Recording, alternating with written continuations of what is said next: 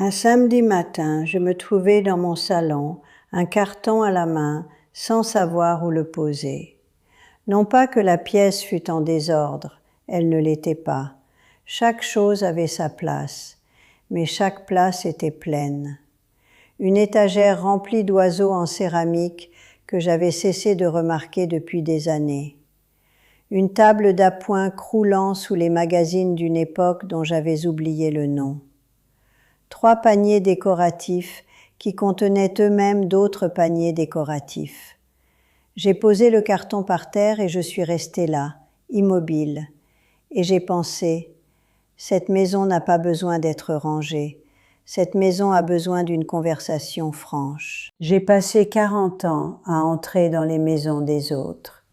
De grandes maisons, de belles maisons. Des maisons avec des pièces inutilisées et des placards jamais ouverts. Et j'ai remarqué quelque chose dans chacune d'elles. Le désordre ne s'annonce pas. Il arrive discrètement, un objet à la fois, un cadeau non sollicité, un ustensile de cuisine qui semblait utile au magasin, une chaise devenue inutile mais restée là parce que la déplacer paraissait être une décision. Et à un moment donné, sans même s'en rendre compte, on se retrouve à gérer des objets au lieu de vivre sa vie. Il y a une fatigue particulière qui vient du surmenage. Pas une fatigue physique, mais quelque chose de plus profond. Celle qui vous donne l'impression que votre propre maison vous étouffe. Je connais cette sensation. Je l'ai vécue. Et j'ai enfin pris des mesures. Je m'appelle Ruth. J'ai 73 ans. Aujourd'hui, je vais partager avec vous 10 règles pratiques pour vous débarrasser de ce qui ne vous sert plus, afin que votre maison retrouve enfin l'atmosphère d'un véritable foyer. La première règle est la suivante. Arrêtez de désencombrer par catégorie et commencez à désencombrer par pièce. Il existe une méthode répandue qui consiste à rassembler tous les objets d'un même type dans toute la maison avant de décider quoi garder. Sortez tous les vêtements, tous les livres, tous les ustensiles de cuisine, d'un coup. Et pour certaines personnes, ça marche peut-être. Mais je vais vous dire ce que ça fait à la plupart d'entre nous. Cela crée un amas impressionnant au milieu de la pièce, nous épuise avant même d'avoir pris une seule décision concrète et nous envoie directement sur le canapé pour le reste de l'après-midi, sans avoir rien accompli. J'ai essayé cette méthode une fois, environ 3 ans après ma retraite. J'ai rassemblé tous mes produits d'entretien en un seul tas dans la cuisine. Il y en avait sous 3 éviers différents, dans le garage, dans un placard près de la porte de derrière. Ce tas était plus haut que ma table de cuisine. Je suis restée là, à le contempler, et j'ai ressenti une sorte de honte. Non pas parce que j'en avais trop, mais parce que j'ai soudain compris le temps et l'argent que j'avais gaspillés pour des choses inutiles, dont je n'avais même pas conscience tant qu'elles n'étaient pas toutes réunies. J'en ai remis la plupart en place, trop fatiguée pour me décider. Il m'a fallu 4 jours de plus pour trier ce tas, travailler pièce par pièce, une session, terminer avant de passer à la suivante. Votre énergie est réelle et limitée, respectez-la. Deuxième règle, si vous ne vous souvenez pas de la dernière fois que vous l'avez touché, c'est la réponse. Ici, seule la mémoire compte, ni l'émotion, ni l'intention, ni même l'histoire que vous vous racontez sur un éventuel besoin futur. Si, face à un objet, vous ne vous souvenez d'aucun moment précis où vous l'avez utilisé ou apprécié au cours des 12 derniers mois, cet objet a déjà quitté votre vie, pour de bon. Il ne reste plus que sa présence physique. J'ai nettoyé la maison d'une cliente pendant 9 ans, Madame Sterling. Dans sa salle à manger, elle avait une vitrine remplie de pièces d'argenterie, plats, saucières, et même un service de fourchette à poisson reçu en cadeau de mariage. Elle me demandait de polir cette argenterie tous les trimestres, pendant 9 ans. J'ai poli de l'argenterie que je n'avais jamais vue sur une table. Elle ne se souvenait même plus de la dernière fois qu'elle s'en était servie. Elle ne pouvait tout simplement pas se résoudre à s'en séparer. Cette argenterie lui a coûté des heures de mon temps et des années d'énergie mentale. Elle n'a servi à personne. Soyez honnête avec vous-même. Si vous ne vous en souvenez pas, c'est que vous ne le conservez pas. Vous entretenez un souvenir qui n'existe pas réellement. La 3e règle. Une surface, un usage. Les surfaces accumulent les objets. C'est leur nature. Un plan de travail où trône une cafetière se retrouve ensuite avec une cafetière, une corbeille de fruits, 3 lettres, un bon de réduction pour un magasin où vous n'avez jamais mis les pieds, un stylo sans capuchon et un objet oublié par votre petite fille lors de sa dernière visite. Une surface plane, sans usage précis, devient le refuge de tout ce qui n'a pas sa place ailleurs. Ma grand-mère ne gardait qu'une seule chose sur son plan de travail, la cafetière à piston. Tout le reste était rangé derrière une porte. Elle disait qu'un plan de travail dégagé annonçait un matin serein. Je pensais que c'était juste sa façon de faire. Je comprends maintenant que c'était de la sagesse. Quand j'ai enfin débarrassé mon propre plan de travail de tout ce qui encombrait et que je me suis engagée à ne garder que l'essentiel, la cuisine m'a paru 2 fois plus grande et mes matins étaient plus paisibles. Déterminez la fonction de chaque surface, un seul usage, tout le reste trouvera sa place ou quittera la maison. Dites-moi en commentaire, quelle est la surface chez vous qui semble accumuler tout, même après l'avoir nettoyée régulièrement? Je suis presque sûre de connaître la réponse pour la plupart d'entre vous. La 4e règle. Arrêtez de garder des choses pour vous par culpabilité. C'est plus compliqué qu'il n'y paraît. On garde des objets parce qu'on les a reçus et qu'on aimait bien la personne qui nous les a offerts. On les garde parce qu'on y a mis le prix et que s'en débarrasser revient à admettre une erreur. On les garde parce qu'ils appartenaient à notre mère et à notre grand-mère avant elle, et s'en séparer, c'est comme effacer quelque chose. Tout cela n'a rien à voir avec la logique du désordre. C'est de la culpabilité déguisée en sentimentalité. J'ai gardé un beau service de vaisselle pendant 11 ans après le décès d'Harold. Non pas parce que je l'utilisais, ni parce que je l'aimais, mais parce que c'était un cadeau de mariage et que m'en séparer me donnait l'impression de démanteler quelque chose. Ces assiettes prenaient la poussière dans une armoire haute, encombrant ma cuisine et mes pensées. Un après-midi, j'ai donné le service complet à ma fille aînée, qui reçoit beaucoup et qui, elle, les utiliserait. Dès que j'ai quitté sa maison ce jour-là, j'ai ressenti un soulagement immense. Je n'avais même pas réalisé que ce poids était là avant qu'il ne disparaisse. La culpabilité n'est pas une raison de conserver quelque chose. L'utilité, oui. La joie, oui. La culpabilité, non. 5e règle.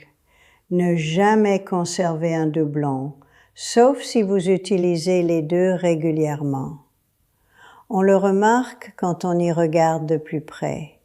2 jeux de tasses à mesurer, 3 paires de ciseaux dans la même cuisine, 4 plaids sur un seul canapé, un grille-pain de rechange dans un placard, au cas où le premier rendrait l'âme. Ces doublons donnent l'impression d'être une précaution utile. En réalité, il s'agit surtout d'exemplaires supplémentaires accumulés au fil des années, à force d'acheter des pièces de rechange sans se débarrasser des originaux. J'avais 6 cuillères en bois dans un tiroir. 6. Non pas que j'en ai besoin de 6, mais parce que je n'avais jamais vérifié combien j'en avais avant d'en acheter une nouvelle. En les alignant toutes sur le plan de travail, j'ai failli rire. J'ai préparé le dîner pour une personne. J'ai gardé les 2 meilleures et donné les autres. Le tiroir s'est refermé correctement pour la première fois depuis des années. Gardez ce que vous utilisez. Gardez le meilleur.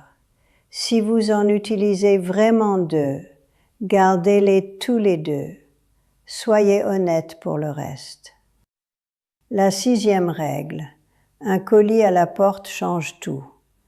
Le désencombrement paraît une tâche colossale lorsqu'on l'envisage comme un projet, quelque chose à planifier, quelque chose qui nécessite un week-end entier, quelque chose qui exige des décisions et de l'énergie dont on ne dispose pas toujours.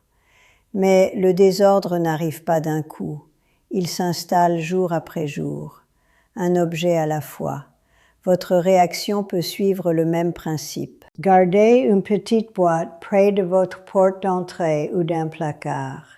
Rien de compliqué. Une boîte en carton, un sac en toile, peu importe. Dès que vous avez un objet dont vous n'avez plus besoin, mettez-le directement dans cette boîte, sans chichi, sans hésiter. Une fois la boîte pleine, donnez-la à un centre de dons. C'est aussi simple que ça. De petites décisions prises régulièrement sont bien plus efficaces qu'un effort colossal ponctuel, fourni à la sueur de son front et à bout de patience. La 7e règle. Demandez-vous pourquoi vous le gardez vraiment. Nous nous racontons des histoires à propos des objets. Cet ustensile de cuisine m'inspirera à cuisiner différemment. Cet appareil de fitness est toujours utile, même si je ne l'ai pas utilisé depuis 2 ans. Ces livres que j'ai déjà lus seront importants à conserver. Ces fournitures de loisirs créatifs attendent un projet que je commencerai très bientôt. Ces histoires ne sont pas tout à fait des mensonges, elles sont optimistes. Mais l'optimisme à propos d'un objet est différent d'une relation que l'on entretient avec lui. Ma grand-mère avait une expression pour désigner les objets dont on ne pouvait pas vraiment se servir. Elle les appelait des objets d'espoir, des choses qu'on gardait par espoir plutôt que par utilité. Elle n'était pas dure, juste directe. Elle prenait un objet et demandait « Est-ce un objet d'espoir ou un objet utile ?» Si la réponse était « par espoir », on s'en débarrassait. Elle n'achetait rien d'inutile et ne gardait rien non plus. Sa petite maison était l'endroit le plus paisible que j'ai jamais connu. Posez la question. Soyez honnête dans votre réponse. L'espoir est une belle chose. Ce n'est simplement pas une stratégie de stockage. Quel est l'objet que vous gardez chez vous en ce moment, par pur espoir? Dites-le moi en commentaire. Je pense que vous savez déjà de quoi il s'agit. 8e règle. Votre chambre n'est pas un débarras. C'est celle que la plupart des gens préfèrent ignorer. La chambre s'encombre d'une manière particulière, lentement, discrètement. Une chaise qui retient les vêtements. Une armoire qui renferme des objets d'une vie qui ne lui correspond plus. Un rangement sous le lit resté fermé pendant 3 ans. Le dessus d'une commode sur lequel s'entassent 17 petits objets sans utilité au quotidien. Résultat, vous dormez dans une pièce qui, par sa simple présence, vous interpelle. Votre système nerveux le perçoit, même les yeux fermés. Ranger sa chambre, ce n'est pas seulement une question d'ordre, c'est une question de repos, un vrai repos. Celui qui survient lorsqu'on ferme les yeux et que la pièce est plongée dans un silence absolu. Enlevez ce qui n'a rien à y faire, dégagez les surfaces, ouvrez le placard et soyez honnête. Votre chambre doit être la pièce la plus paisible de la maison, pas la plus encombrée. La 9e règle. Sortez les bonnes choses du placard. J'ai vu une femme pour qui je travaillais conserver ses verres en cristal enfermés dans une armoire pendant des décennies. Elle les gardait précieusement pour une occasion spéciale, un dîner parfait, les invités qu'il fallait, le moment idéal. Madame Carmichael, elle est décédée à 82 ans et à ma connaissance, ses verres étaient toujours dans cette armoire. Jamais un dîner parfait n'a eu lieu. Aucun mardi ordinaire ne lui a jamais semblé suffisant. C'est vous qui êtes cette occasion spéciale. Aujourd'hui, maintenant, c'est cette occasion spéciale. La belle vaisselle, les jolies bougies, les objets en cristal hérités et le linge de maison jamais déplié, ce ne sont pas des pièces de musée, elles vous appartiennent, elles sont faites pour être utilisées. Si vous conservez quelque chose parce que c'est trop précieux pour un usage quotidien, je veux que vous l'entendiez clairement. Votre vie quotidienne est déjà suffisamment belle. Utilisez ces belles choses ou offrez-les à quelqu'un qui le fera. Il n'y a aucune raison d'attendre. Dites-moi en commentaire, avez-vous déjà mis de côté quelque chose pour une occasion spéciale qui n'arrive jamais? Vous n'êtes pas seul, je vous le promets. La 10e règle. Terminez ce que vous avez commencé avant d'en commencer un autre. C'est cette règle qui détermine si les autres s'imposent. On vide un placard à moitié et on s'arrête parce qu'on a trouvé quelque chose d'intéressant. On vide un tiroir et on laisse son contenu sur le comptoir pendant 1 semaine, le temps de se décider. On commence à préparer un carton pour les dons et on ne le transporte jamais. Un désencombrement incomplet est parfois pire que rien du tout, car on se retrouve avec du désordre à 2 endroits au lieu d'un, et le poids supplémentaire d'une tâche inachevée qui nous suit partout dans la maison. Une pièce, un tiroir, une étagère. Mais allez jusqu'au bout, prenez la décision, sortez le carton de la maison le jour même si possible. Ne vous laissez pas le temps de regretter ce qui a déjà été jeté. C'est le sentiment d'avoir terminé qui transforme le désencombrement en un soulagement plutôt qu'en une corvée supplémentaire. Quand votre maison ne contient que ce que vous utilisez réellement et ce qui vous apporte une véritable satisfaction, un changement s'opère, difficile à décrire tant qu'on ne l'a pas vécu. Les pièces respirent différemment, on les traverse autrement, on cesse de gérer et on commence à vivre. Ce n'est pas rien. Après 40 ans passés à visiter des maisons, je peux vous l'affirmer. Les plus belles maisons où j'ai travaillé n'étaient ni les plus grandes, ni les plus décorées. C'étaient celles où chaque objet avait sa raison d'être, où rien ne sollicitait votre attention sans la mériter. Prendre soin de quelque chose, c'est l'entretenir. Et on ne peut s'en occuper correctement quand on est enseveli sous le poids de choses qui ont déjà rempli leur fonction et qui traînent depuis trop longtemps. Débarrassez-vous de ce qui n'a plus sa place. Pas d'un coup, pas au prix d'un week-end de douleurs dorsales et de décisions difficiles. Doucement, honnêtement, une chose à la fois. Je voudrais savoir dans les commentaires, laquelle de ces 10 règles correspond le mieux à votre situation actuelle chez vous, pas à vos projets d'avenir, ici et maintenant, aujourd'hui. Quel est le point le plus problématique? Dites-le moi. Je lis tous les commentaires. Et si ce genre de conversation franche et pratique vous est utile, abonnez-vous. Cette chaîne s'adresse aux femmes qui rêvent d'un foyer chaleureux et accueillant, sans avoir à s'épuiser pour y parvenir.